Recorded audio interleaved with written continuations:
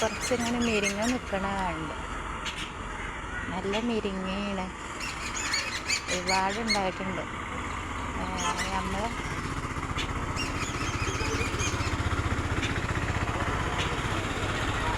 അടുത്ത് തന്നെ നമ്മളെ റിലേറ്റീവിൻ്റെ വീട്ടിലാണ്.